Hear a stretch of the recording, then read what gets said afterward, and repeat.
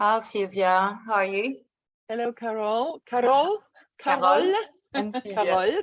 Yeah. Yeah, hello. Nice to Okay. see you. So, Silvia, we've decided to do a quick recording to explain what we're going to be doing in a few months' time. So, just to let people know, I've invited you to come to Cambridge to do a 2-day workshop using your special transform process, which is based on the family constellation. And we thought it would be useful to do a quick intro so that people know what to expect from it, and they get to know you a bit more. Where would you like to start, Silvia? Basically, I want to give a little outline of the workshop, how I facilitate.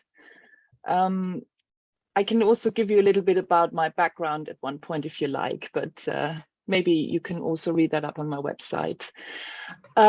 So what people can expect on the day is to be guided into a group situation. So people from all walks of life come into the room, everyone feels a little uncomfortable and excited or nervous. And basically what I do first is bring people down into their bodies, and then I do a bit of connecting process, so we all feel that we are part of one group and here for ourselves and each other. I do a bit of body work, so we do a bit of movement, get into the body, and I do a meditation, a guided meditation. And then when I explain a little bit about the work, which I also can do here now, of course, maybe I go a little deeper on the day. And when we tap into the first constellation, it means there will be somebody sitting next to me. And I do a little mini interview about what the person would like to be the outcome. Do you say it like that? I'm German, Yeah. so please forgive me my little hiccups. So what they want to take away from being what they want to take away from their piece of work. So I see the client or the issue holder as the expert. It's not me. So I facilitate your work. When you sit next to me, I tap into your energy. I see what's coming up for me, as well as listen very well what the person who sits next to me has to say and what they really want. If it's not clear, there's a bit of a process. I can help with that. Some people come with a very clear want, and you know, if you raise your hand and it's your turn, just go for it, and I let you do the work. I don't do the work. I hold space. I make sure you keep on track. We're holding your intention safely in the back of our minds as a group, and you as the client. And then we go from there. We're stepping a little bit into the dark here every time. And I feel comfortable in that. And that makes me, I guess, a valid facilitator of this work, because we never know what's going to happen, really. But I do have, I'm trauma informed. I have tools to bring you back into the body if you find yourself coming out, you know. Yeah, so it's a very grounded, very embodied practice. I call it a spiritual healing practice, yet it is also for people who are not interested in spirit or spirituality, because there's so much more to it. You basically bring your inner picture of your issue and the people involved in the issue out onto the floor. And then you choose people to step into representations, and we go from there. And how that works is very quite mysterious. Even the founder, Bert Hellinger, was never able and never happy to explain it.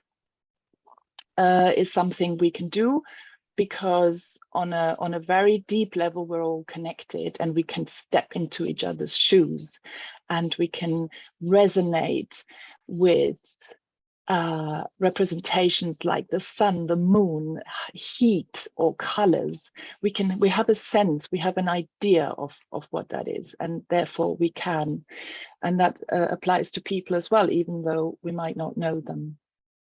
So I'm just wondering, because I have experienced family constellation and that kind of work, so now it's really clear in my mind, but for people who have no idea what to expect, can you give us like an example, maybe something concrete, so that they can think, oh yeah, it makes more sense to them? Yeah. For example, you are an immigrant like me. I emigrated from Germany to England, and you hold two countries within you at some point. You feel you have your roots in one country, and you have rooted in another country as well.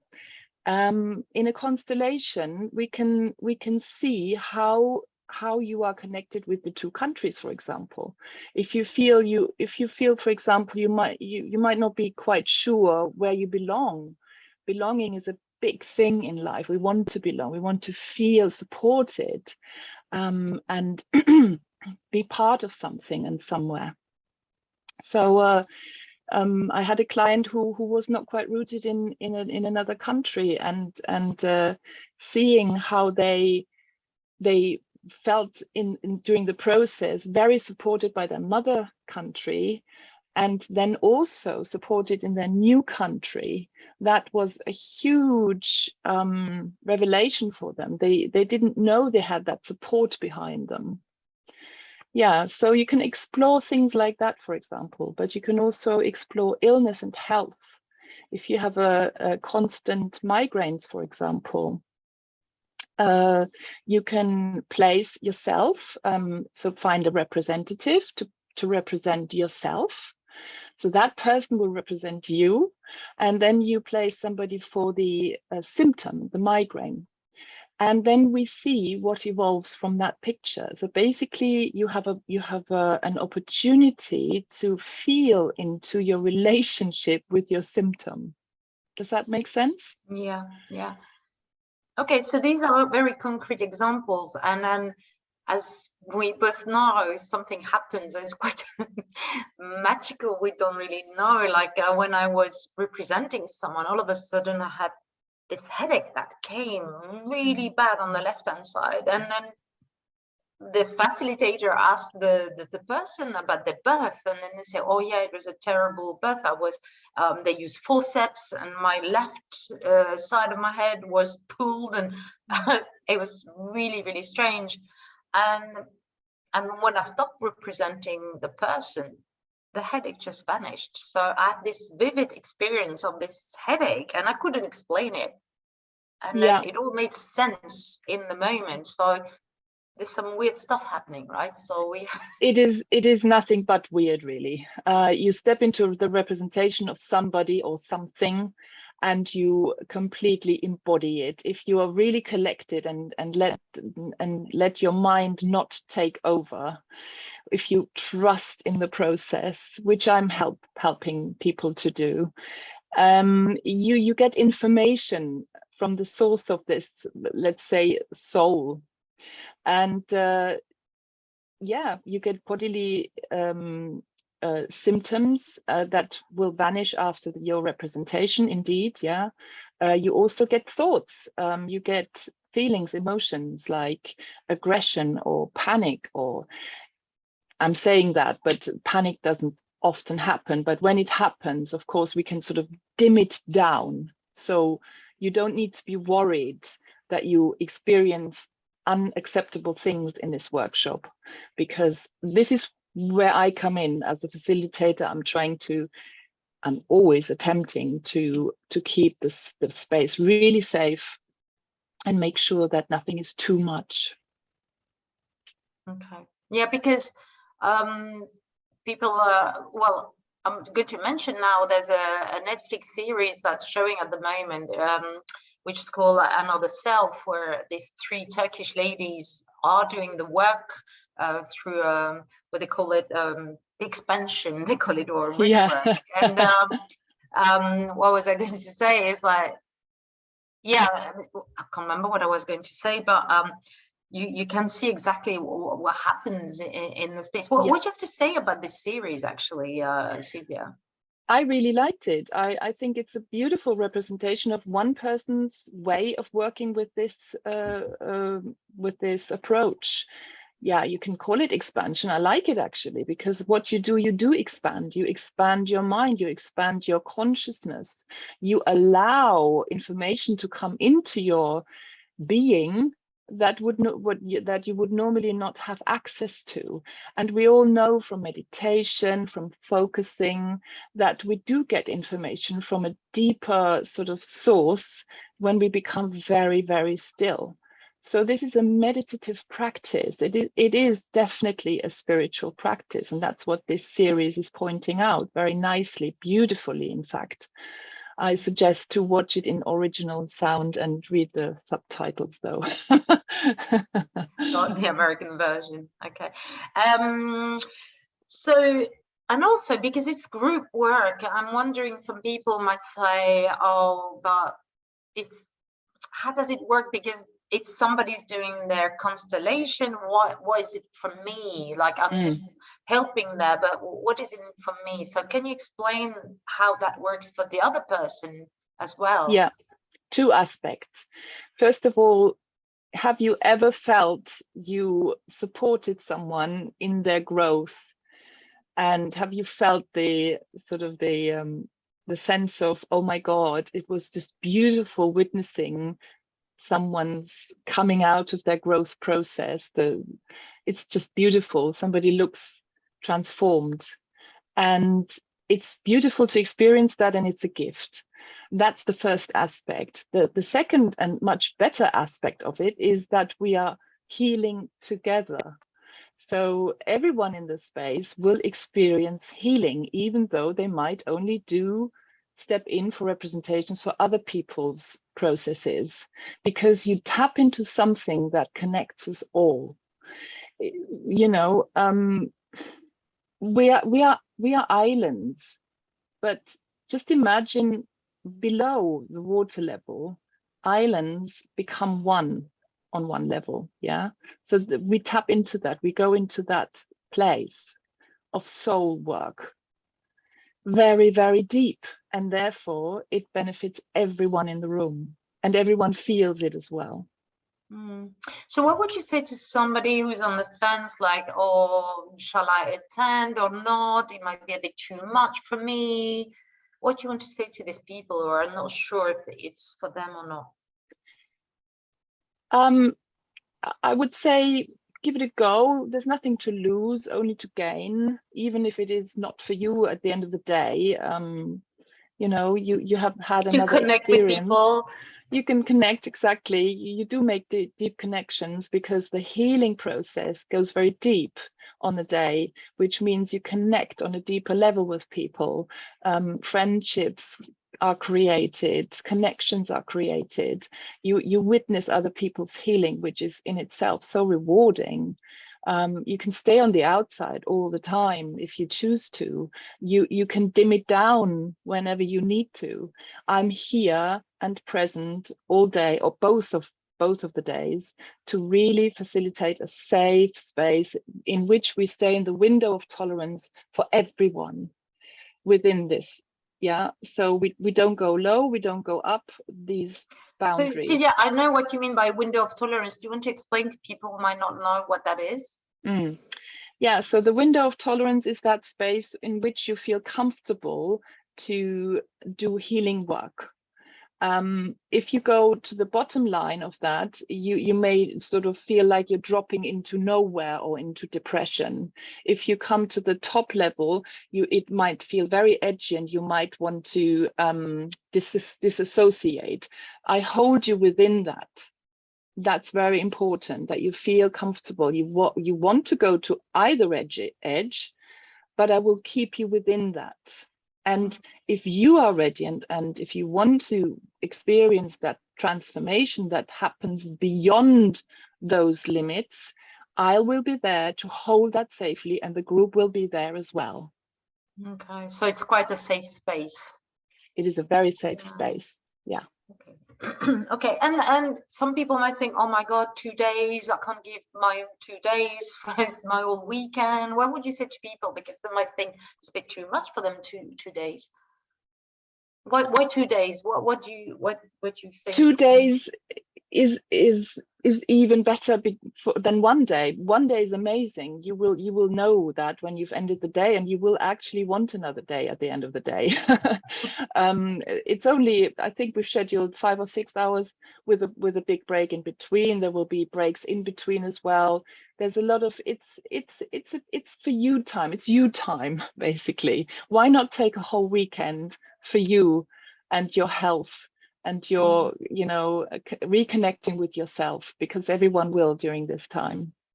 Yeah, I mean, for me, I remember when I did the constellation, there was lots of big embrace, and we do connect with people so quickly, so it's quite magical. It's really wonderful feeling afterwards. And with the people we were with, we were all laughing, and it was like very freeing.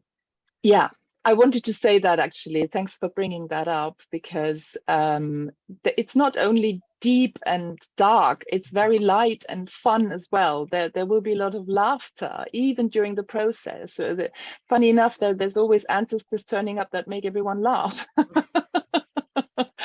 And it's wonderful. And yes, and actually the people who have worked on the first day, and actually everyone works to the first day, it's so nice to have another day to reflect and to ask more questions, and maybe those who have not dared to come forward on the first day might feel on the second day, oh yeah, I trust this process, I want to go. And it's just wonderful to have 2 days to explore what's in the room, what's present for all of us. Okay, so and then so I think we've explained how it works, the process, and then what would you say to people? What would they gain from it in the long run? Because this is like during the process, connection, being more in the body, grounded, but what was the long-term benefit for them? It's sustainable healing. It's not surface healing, it's root healing. When you heal the root, when you see more, when you have deeper understanding and higher awareness, when you see your situation from a bigger picture and have different perspective on something, this will change you for the better. It will, it just does. There's no going back from this. It's just a process that initiates expansion. This is why I love this from the series, the word expansion process. It just goes on.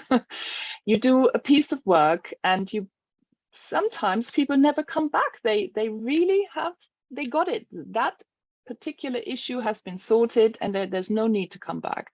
Some people choose to do a lot of healing, like me. That's how I got into this. I keep on healing. I keep on actively healing with this tool, with this approach. And for me, it has become a way of living. I live, everything is a constellation for me. Everything is phenomenal for me. When I meet something, or something meets me, or somebody meets me, I know it has meaning. So it's a way of life, it's a philosophy, and that's the legacy of Bert Hellinger. Yeah, I must say that for me it's been a true transformation, because although I did a lot of coaching myself and lots of different intervention, once I did family constellation, I really got rid of some things that were holding me back, some suffering, some sadness. I'm 56, and I didn't realize I hadn't done the grieving from my dad's death, and I was 10 at the time. And it was still there within me. I had no idea. Yes, that's another good point, actually. We have, all of us, most of us, let's say most of us, because of not all of us, but most of us have unresolved childhood trauma. We might have grown up happily and thought everything was fine, but when we go to the non-verbal state of being, like from being in the womb, into becoming a toddler and starting at maybe at the age of, or later at the age of about 6, 7, to have a real cognitive understanding or gaining a cognitive understanding of the world. We're in this time where words are not so important. It's all about the feeling, and everything that rocks our world in any way, or rocks the world of our mother or father or anyone very close within the family, has an effect on our nervous system. And we hold that in the nervous system as like a ball of energy, and never to be touched again, because who wants to touch their trauma? Nobody does. Nobody does. The thing is that in constellation, we approach this ball of energy in our nervous systems in a very, very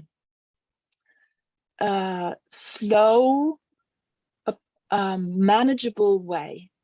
And maybe one piece of work doesn't get to this, but one piece of work might come to the sort of to the edge of it. And even that can soften this ball of energy that holds us tightly in its grip, really, for all of our lives, which creates all our habits, all the bad habits, actually. Yeah, don't know why I'm saying that now, but I found that important. I like this idea that this ball of energy that might be stuck somewhere in the body. Like I had a backache for like 6 years.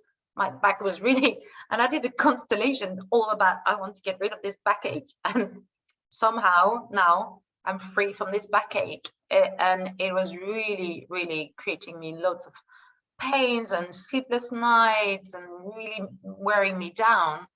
And somehow I've managed to undo this knot of pains I had in my body. Yes, it's all about physical release. It's, you know, somatic experiencing, or somatic, there is a word, I can't remember it right now, somatic release is actually what we do in this process. It's body work. Yeah.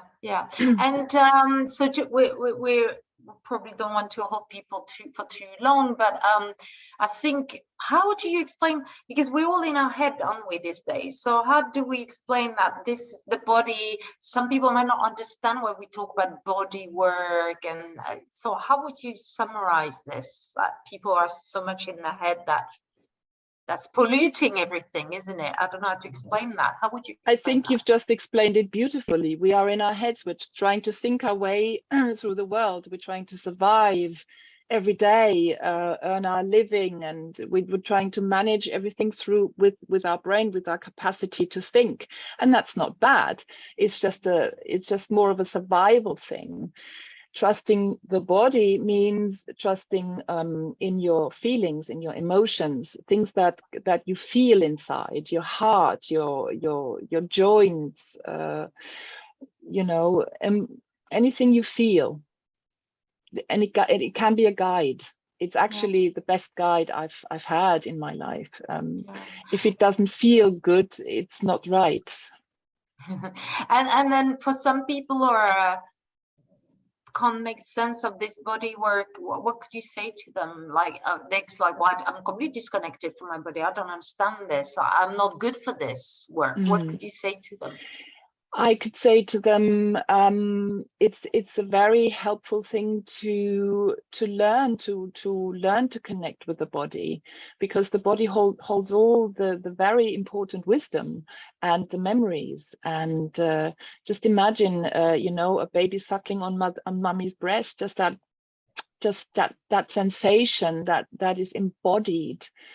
If you had enough of that and were really nourished and loved and had a beautiful nourishing space as a baby, that will have served you for the rest of your life.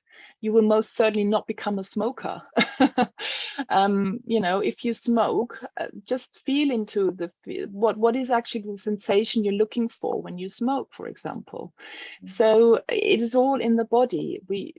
How we move, how our posture is, how we hold ourselves in the world, that gives us a lot of really valuable information. Okay, yeah, I'm not all for that, because obviously I've trained as a somatic coach as well, so I'm really into it. And I think, yeah, family constellation with a somatic approach is really, for me, it's been so really. Some people will have been to therapy and lots of talking therapy and not getting anywhere, are they?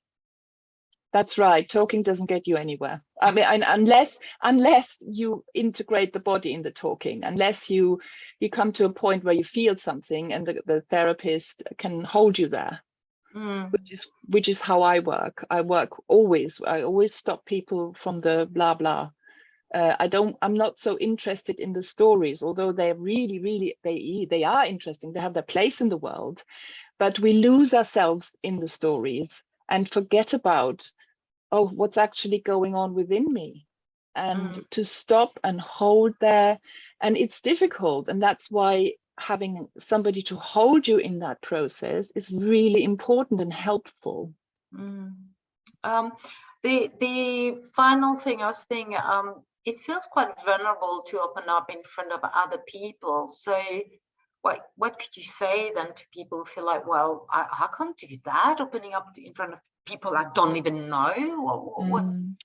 Well, then don't speak. There's no need to speak. There's no need to open up. There's no need to tell your story. This work can be done completely in silence, and I can facilitate that too. But you might find that you feel a little more relaxed during the day, or after the first day into the second day, feel a bit more open, a bit more connected, a bit more safe within the group, and you might then be able to and actually want to talk a little more. People find when they do voice what's going on in their life, there's a huge relief and release happening already, just being witnessed. You know, just saying out loud what's happening with them, and just knowing they're in a group of people who have compassion and can hold you in that. Okay, and what would you say to people, or how would they be after the session? Because I think it's important so that after the 2 days, it could be quite a lot of things coming up.